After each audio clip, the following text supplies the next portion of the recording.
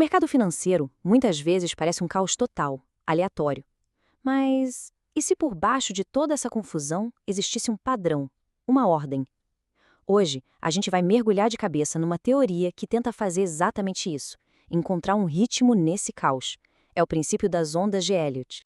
Essa é a grande pergunta, né? Olhar para um gráfico pode dar a impressão de ser só ruído, uma sequência de altos e baixos sem lógica nenhuma. Mas e se, no fundo, existisse uma pulsação, uma estrutura que se repete? É justamente isso que a gente vai investigar agora. Então, qual o nosso caminho? A gente vai começar sentindo o ritmo do mercado, depois vamos ver a grande descoberta de R.N. Elliott, entender o padrão básico 5.3 e a ideia maluca de ondas dentro de ondas. Aí a gente bota o pé no chão para ver a diferença entre teoria e realidade. E por fim, a gente sai com a lição mais prática de todas. Vamos nessa? Ok, primeiro ponto. Por baixo de toda a volatilidade do dia a dia, de toda aquela agitação, o mercado tem um fluxo, quase como uma maré, uma pulsação constante. E essa pulsação não é uma linha reta de jeito nenhum. O movimento é sempre em zigue-zague. O preço avança na direção principal, que é a tendência, e logo depois ele dá uma recuada, faz uma correção. Esse vai e vem que forma a base de tudo que a gente vai ver.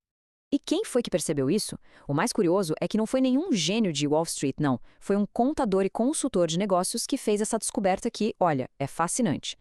Pensa só, lá na década de 30, depois de se aposentar, Ralph Nelson Elliott se dedicou a analisar 75 anos de dados do mercado de ações. E no meio daquela montanha de números, ele começou a ver uma coisa. Certos padrões se repetiam, de novo, de forma muito consistente. E aqui está a grande sacada dele. Elliott não achava que esses padrões eram mágica. A teoria dele é que esses movimentos no gráfico são um reflexo direto da psicologia humana em massa, sabe? As ondas de otimismo e pessimismo de todo mundo, agindo ao mesmo tempo, acabavam criando essa estrutura que se repetia no gráfico. Tá, mas que padrão é esse? Afinal, dá pra gente resumir ele em dois números bem simples: 5 e 3. Primeiro, a gente tem o que ele chamou de onda de impulso.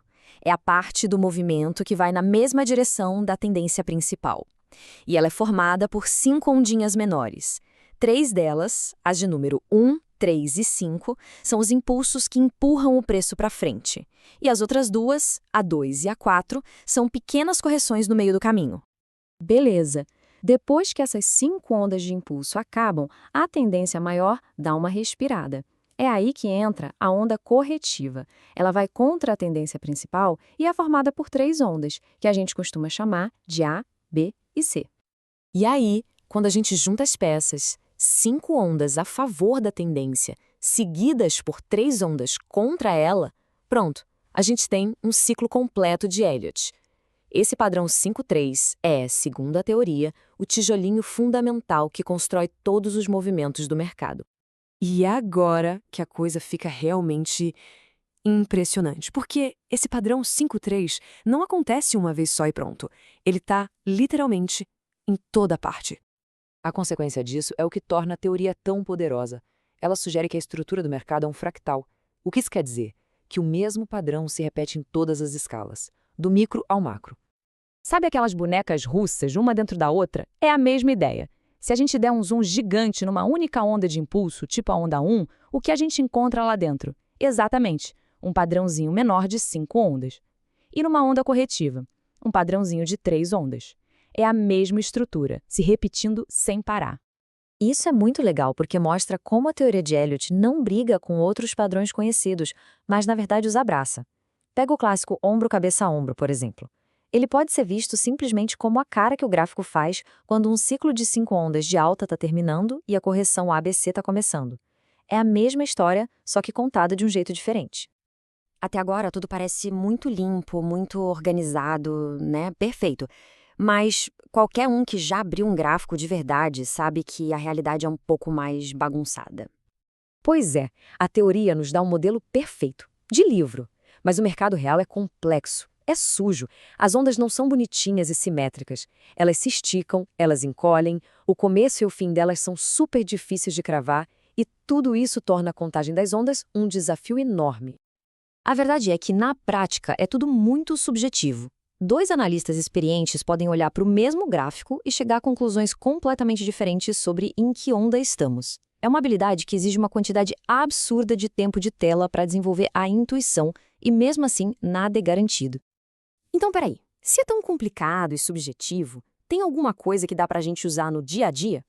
A resposta é sim. Felizmente, dá pra gente destilar tudo isso num conceito bem simples, mas muito poderoso. Esquece a contagem de todas as ondinhas por um momento. O número mágico aqui é 3. A ideia mais útil de toda a teoria de Elliott é esta. Toda a tendência principal é movida por 3 grandes avanços na sua direção. Só 3. E essa visão simplificada já nos dá uma clareza estratégica bem legal. Pensa assim: identificar o primeiro ou o segundo grande avanço pode apontar boas oportunidades, porque a tendência ainda tem fôlego. Agora, quando a gente percebe que o mercado pode estar no terceiro e último grande avanço, aí é hora de ter mais cautela, porque a tendência pode estar chegando no fim.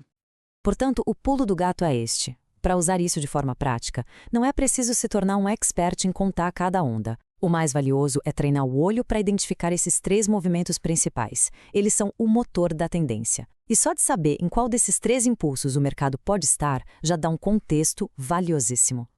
Isso nos deixa com uma reflexão. A onda de Elliott é uma bola de cristal para prever o futuro do mercado?